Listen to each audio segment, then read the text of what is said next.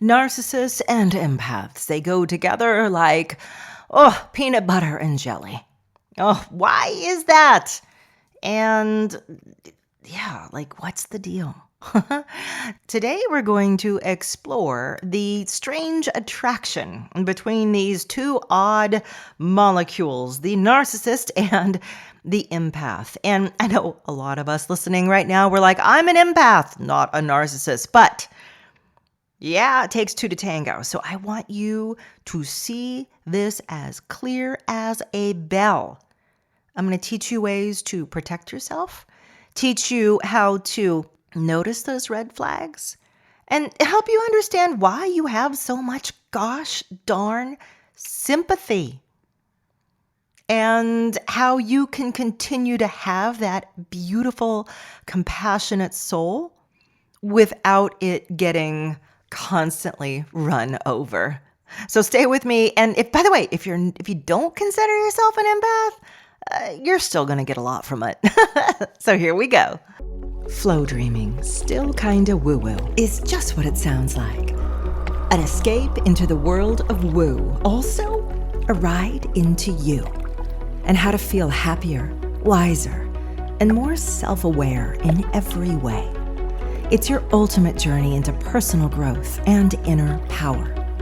We'll explore ideas like how your energy self influences the kinds of opportunities you encounter, or how your personal growth can drive your business growth, or even how that feeling of being stuck is really always coming from something else.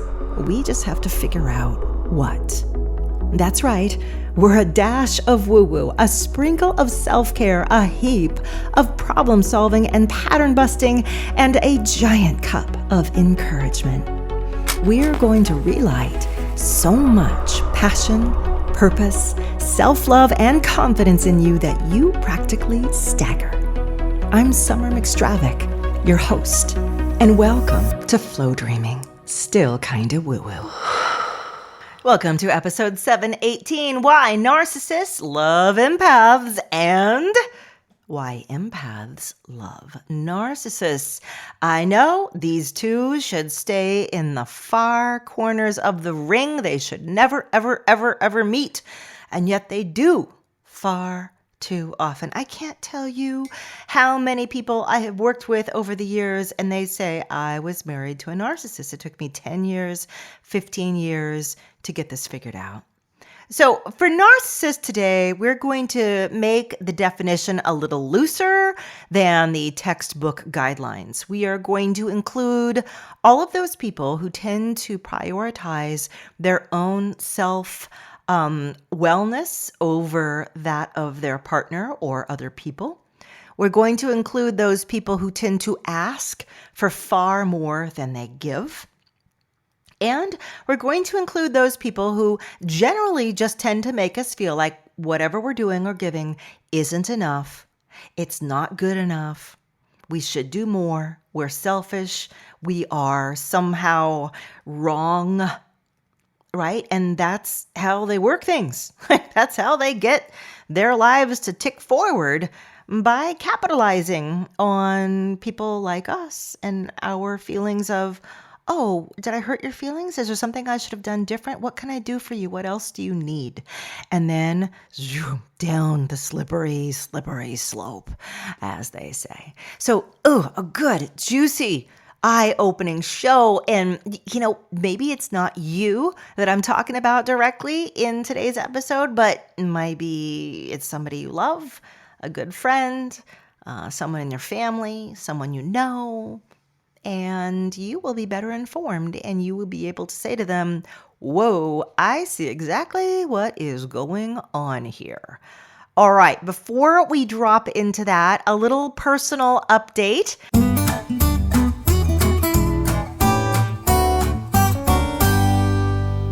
December is upon us. Well, I don't know when you're listening to this show precisely. Could be, in the future of archive, but Right now, it is snowy season. We just left spooky season, followed by thankful season, and now we're in snowy season. Obviously, I am in North America, not Australia, because you guys are basking in the sun on the beach right now. Oh, jealous. So here we are, and I have something coming up fabulous for those of you who are in the Flowdreaming Mastermind, which you are able to enroll in right now. It is unlike any program I've ever done. It is inexpensive, in case that wasn't clear.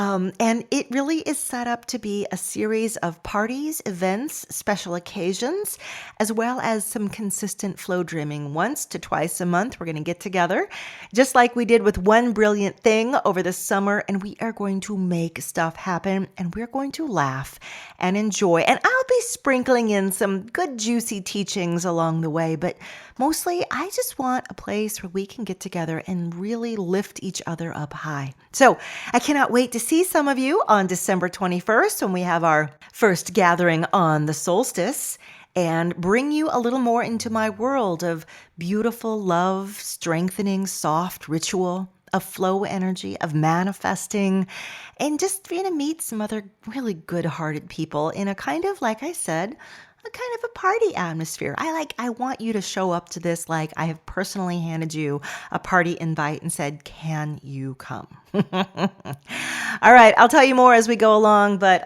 just putting it out there because it sure would be lovely to see you and get you all fixed up and focused as we wind down this year. All right. Empaths.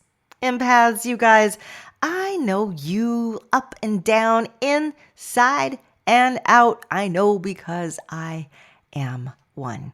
Of the many things I do, some of you are aware, I do a lot of empathic intuitive work and mediumship in addition to bringing people into flow and manifesting. In fact, manifesting and teaching it has been my life's work for the last 20 years, but there's always been a deep, strong undercurrent of what else I do.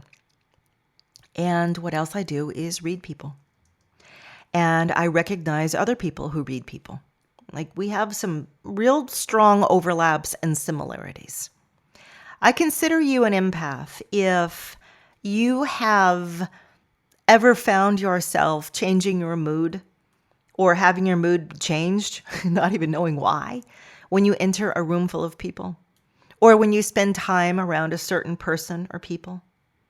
I consider you an empath when you tend to put down your own needs and desires in favor of taking care of someone else's.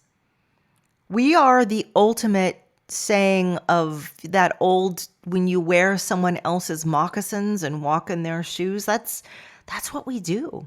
And we do it without thinking. We are the chameleons of the intuitive world. We blend into our environment. We change the color of our skin, of our being, of our body, of our essence to align with whoever we're around. And we have to be very careful with who we are around as a result. Some of us became this way because we grew up in difficult or toxic environments, divorce homes, homes with addiction, homes with abuse. We learned that if we could read the room, read the parent, read the situation, we could probably keep ourselves safe and out of danger and not be yelled at or hurt. So we learned. Ooh, that spidey sense of ours went on overdrive and it helped us. Now, here we are, grown adults, and that spidey sense is always on the lookout. What does this person need? How are they feeling? Let me align to them. If I align to them, then I'll know. Now, what happens is, and by the way, I did a great series on the weird hangups empaths have. If you want to scroll back Episodes 696 and 687 both talk about other characteristics that we have. You may just be like blown away, like, oh my God, she is describing me to a T. But as I was saying before, why does the empath often end up in the sphere of a narcissist? What is it, like a fish to a worm on a hook? And how can we stop this from happening? Well, like I said, we've trained ourselves to be sensitive. It's a survival instinct. Many people have this ability, but they don't scale it up so quickly or so necessarily as many of us have. Now, we end up meeting people, and what are they emanating? I need you. I need something from you. You need to see me. You need to see how I'm feeling. Right? They're like a blaring signal, a blinking light for us. Their needs, their desires, their see me, feed me, give to me, prop me up, whatever it may be, is practically blinding. Most other regular people are just like, yeah, we'll get to know each other and maybe we'll compliment each other and help each other get our needs met. But a narcissist is like, everybody. Hello, everybody. I'm in charge here. You need to do what I need.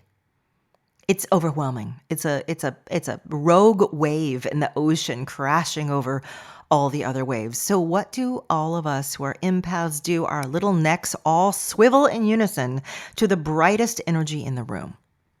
And that is the narcissist. And they're not, by brightest energy, they don't have to be like the showman on the stage. This can be a person of any gender, any orientation. There's nothing characteristic in that sense.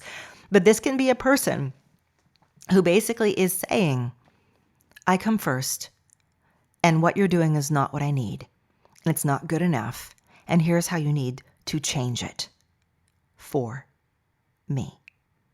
Now you can start to see how there's something kind of sticky about that for an empath. You're like, well, I'm used to changing myself and aligning and reading the situation, but now you're saying something I'm doing isn't quite right. What do you mean? What do you mean? I think I'm reading you perfectly. They're like, no, you're not. Right? And we know the head tripping.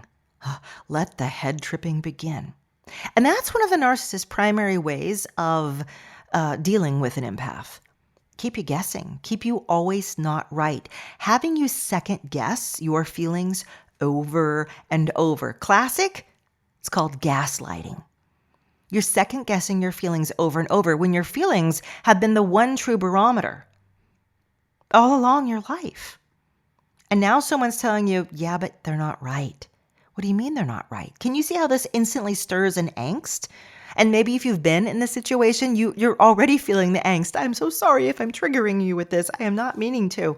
But I want you to understand the minute you feel this angst, you are probably in the presence of a narcissist.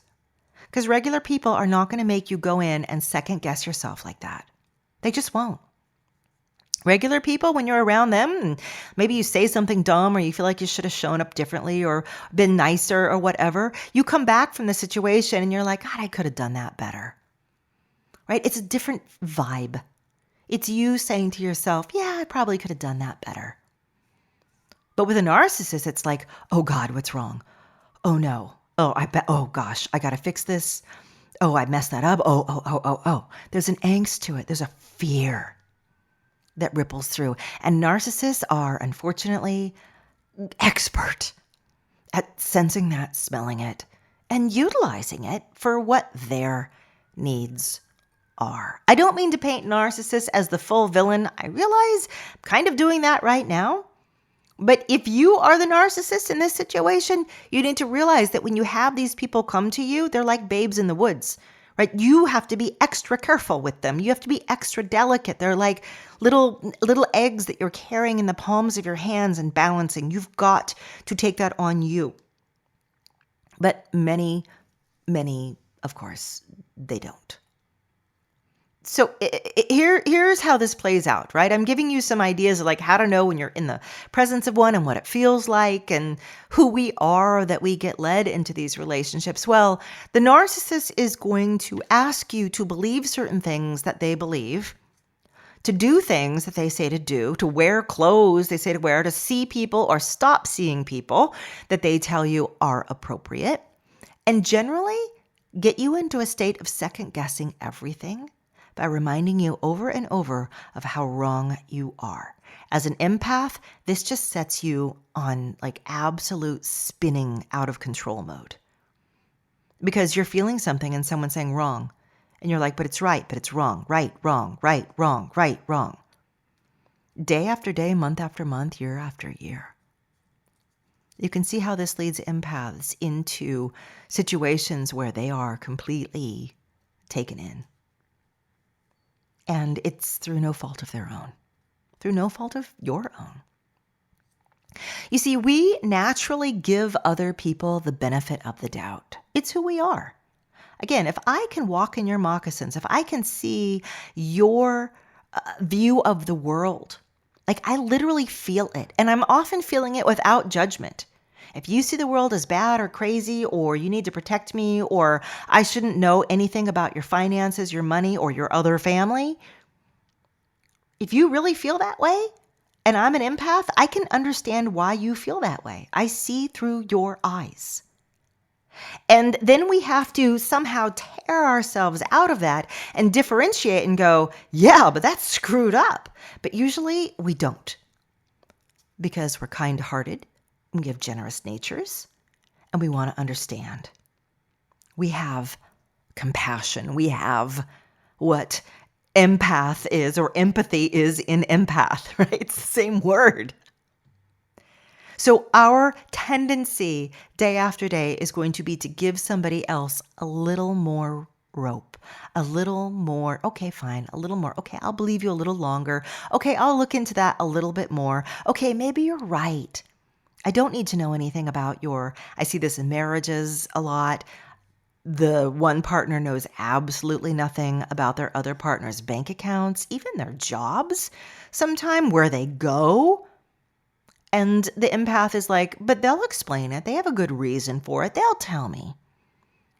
That empath is so hooked up into alignment with the narcissist that they have forgotten what their personal own alignment is.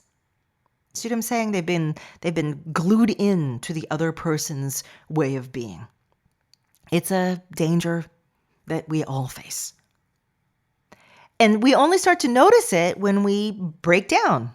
Something really starts to go really, really obviously wrong, or our friends step in. Often we get rid of our friends and family who tell us things in the beginning because we don't want to hear that. We're not, get out of here. You're not supporting me.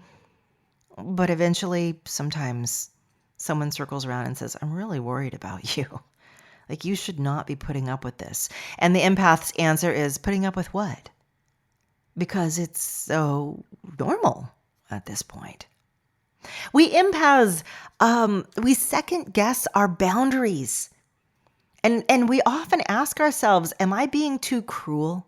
Am I being too untrusting? Am I being are my expectations too high? Am I really being a jerk? I know this. I have been in relationships with narcissists.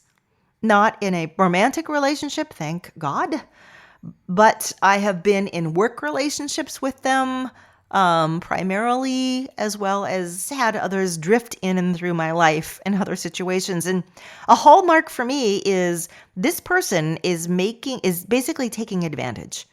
And the first time I'm like, okay, that's cool. I know I tend to be a little perfectionistic, so it's all right. I'll let that go. That's not a big deal. I mean, yeah, you did that. That was really crappy. And then they say, oh, I didn't do anything. And I go, wait, what? But I felt you. I mean, yes, you did. No, I didn't. No, I didn't. And that's how it starts. And then that going back into your own brain, wait, am I right? Am I wrong? What's happening here energetically is you're getting one set of information, like the actual stuff that happens. Whatever this person is doing or how they're behaving or being in your life is putting out a certain energy. You feel it. You're like, oh, this is not good. This is wrong. And then right on top of that comes another wave, a second set of energy, usually coming from this person or the narcissist who says, oh no, that's what you're feeling is not actually what you're feeling. You're wrong. You misinterpreted that. You don't understand. You're being the one. You're this. You're that. And they turn it back on you. And you're getting two conflicting sets of information, opposite sets of information at this point. What do you do? What do you do? Well, our nature is to align with others. It makes us incredible intuitives. You guys, there are so many upsides to being an empath. It's crazy. Again, go back and listen to those 2 episodes. But the downside is we go, oh, well, I better align to this and see. And it's like getting sucked into a big maw, a black hole. It happens once, twice, again. I have had it happen to me for months with certain people where I felt disempowered, where I felt like I must be crazy to keep feeling like this. And yet everybody says they're so great. Everyone says they're so wonderful. You ever noticed how often narcissists have a circle of people who give them hand claps and high fives and think they are the best person in this world? And it's like, why does the narcissist reserve all the crap just for you? Everybody else thinks they're amazing. Because the narcissist is getting all the energy they need from you. You're filling them up. You are giving them a full course meal every day. And now they can go out and show the rest of the world just how great they are without having to pull from them. When you step away, oh, they're like a tick that isn't getting blood anymore. Things go south fast. And the hardest part for us is that we second guess our own self for doing it. Should I be protecting myself? Should I be setting that boundary? It seems awfully mean. It seems awfully cruel. It seems if you have those thoughts going through your head right now about anybody that you know, my answer is you're probably not being cruel enough. Like anybody else would have walked away ages ago. Anybody else would have stood up and said, no, you're the one who's acting weird. And what are you hiding? But we don't do that. So the very fact of being in the position to ask that question is probably telling you, you're right. Go further. You're barely scratching the surface. Put the boundary up, right? Close the door. Leave the house. You need to protect yourself in a big way. I know I'm being very strident here, but again, I've worked with a lot of people over the last couple decades. I go in people's minds, I read them, I feel them, I read the people around them. And seeing it from an outsider's perspective, 2 people in this dance, it's like, you know what? You empath, you need to go and protect yourself now. Narcissist, you need to do some inner work and discover why you need to control other people's perception of you. What's that about? That's your growth piece. Remember, I said narcissists are not bad people, right? They have certain needs and they're used to getting them through certain ways that they've figured out. But their growth piece is to go beyond that, to give to themselves those feelings, to let other people live and be, and to show themselves as they truly are to others, not how they want to appear or what they're hiding and only showing certain pieces. They have a growth series and sequence to go through too. But the only way that they both, the empath and the narcissist, can get on that road is to separate. Otherwise, they stay locked into the dance. So this is why empaths love narcissists and vice versa, because they're both getting a need met, strangely. The empath is needing to be needed. The narcissist is needing to control. right? Control the perception, control the persona, control their environment, and so forth. Perfect pair, except not at all. Okay, keep that in mind. We're going to take a quick break here. I'm going to share a little bit about how to get involved in my fantastic Flowdreaming Mastermind. Then when we get back, a few more thoughts, and I hope to send you on your way feeling awake, squeaky clean, a little bit more empowered, and able to say, hey man, this is my boundary. Take it or leave it. Because that is honestly the most generous and beautiful thing that you can do for another person. So, be right back. Maybe you remember one brilliant thing, my summertime manifesting challenge. Well, I wanted a way to keep that energy going all year round. That's how I ended up creating the Flowdreaming Mastermind. This is different than any other program I've offered. For one thing, it is packed with teachings. Not only do you get immediate access to 36 courses and all the accompanying flow dreams and worksheets, but you and I will get to flow dream together each month live. Each month, I plan a special event, a flow dreaming session coinciding with the full moon or other potent day, and we gather to create huge manifesting energy. Think of it like a series of special events, and you're invited to every single one as a Flow Dream Mastermind member, a flowy, if you will. And best of all, it's affordable.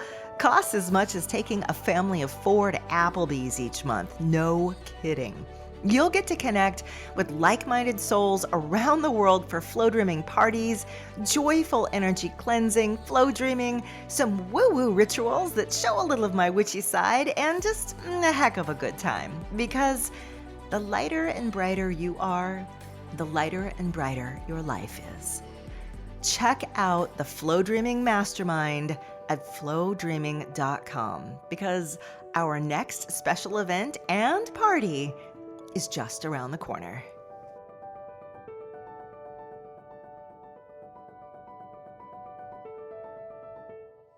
Okay, as we wrap up, there are a couple things I want you to remember. Maybe I've just rattled your cage a little. You're like, I'm never coming back to this podcast. No, I hope you will.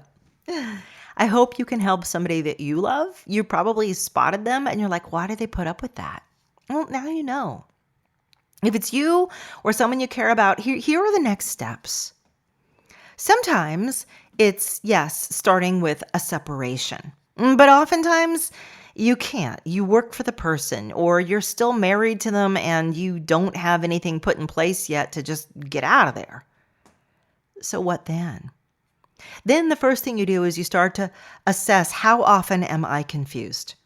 How often do I feel confused? That is key number one. Because when you feel the confusion, the power play, narcissist, empath loop is definitely at work.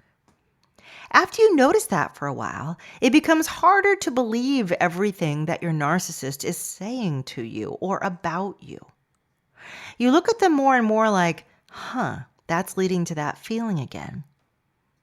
And instead of automatically assuming it's true, what they're trying to overload your empathic senses with, you instead say, I don't know that that's true. It doesn't feel right. You are slowly reclaiming your own sense of inner knowing, your own sense of power. Now, the next step beyond that is enforcement of that power. And that's where a lot of empaths get stuck, right? They can see it. They kind of know what's going on. They can see it and sweep it under the rug, and then it pops up again, and then they just put it away again. Because enforcement is sometimes scary. Enforcement means they're going to hate me. They're going to get mad. They're going to get violent. They're going to fire me. They're going to whatever it may be. So we recognize what the boundaries could be, but then we think, no, I'm wrong. They must be right. Everybody seems to agree with them. Nah, I can't be right. And that is the impasse that most of these relationships end up settling into. A back and forth queasiness, ending up with, nah, I can't be right. So the empath's next arena of growth is to say, what if I am right? What if I am already a good person? What if I've already given way too much? I was talking with someone recently who's been giving someone practically free rent in their home for almost a year. And we calculated it with the expense of electricity and water. And it turns out this person's using like 3/4 of the electricity in the house because they run the air conditioning day and night. I said, do you realize you've given them essentially $10,000? Like, that's the money you lost in not actually renting it. I know, but this person really needs it and that and that. And I'm like, is this person, if they walked in off the street, would you hand them a $10,000 check? No. I'm like, well, then how did this happen? How'd this happen? Right? That's the kind of, and that's why it can be hard for us empaths, because we don't want to admit that. We don't want to see that we did that. And the minute we say, oh, I'm going to kick you out, we just feel like we're terrible people. We're going to ruin the other person's life. How many empaths are out there who think they're the one who's going to ruin the narcissist's life? They'll be homeless. They'll have a mental breakdown. They threatened that they'll do something dangerous. Right? That person's got us. And so we're afraid. And you can see where this starts to veer into abusive relationships oftentimes. But you can take small steps. This is my boundary. I'm leaving for the weekend. I'm going to go visit my mom, go visit my kids. Bye. I have my own bank account. I'm applying for work elsewhere with a place that actually isn't going to ask everything from me all the time and make me feel terrible, like I'm a terrible employee if I don't. Little baby steps is the way to go. You can't go from 0 to 60 if you're an empath who's recovering from a narcissist. I mean, maybe you can, but it's hard. I want you to do a baby step. I'm here for you, by the way. Again, I work with a lot of people, seen this quite a bit. I can look into you and your narcissist friend or partner or whomever and give you a plan, help you with these baby steps. So just reach out. I do private sessions. In fact, I'll put a little thing here at the end you can listen to figure out how to work with me. But in the meantime, I just want you to know you are whole, you are worthy. You are gorgeous. You are compassionate. You are strong. Your boundaries are correct. They are right. They should be firm. And anyone worth their salt would be able to say, oh, I respect you that you have that boundary. Thank you for letting me know because I care about you and I want us to have a long and lasting relationship. That's what a regular, cool person would say. Narcissist won't say that. That's a telltale sign. So put that boundary up and challenge that person that you love. You do love the narcissist. This is not an overpowering all the time kind of thing. Oftentimes you love them. Give them the opportunity to be different with you. Give them the opportunity to say, no, I'm actually not that way. Let them finally show you. With that, my dears, I could keep going for hours on this topic, but I'm not going to. I'm going to let you go. And we're going to get into some more fun and uplifting. Every now and then I like to put in a real punchy episode, though. Get you really thinking and, questioning, oh, is that me or somebody, but we'll get into some fun stuff here as we go into more of the joyful holidays, birth and renewal, and where we're going next, some good juicy manifesting.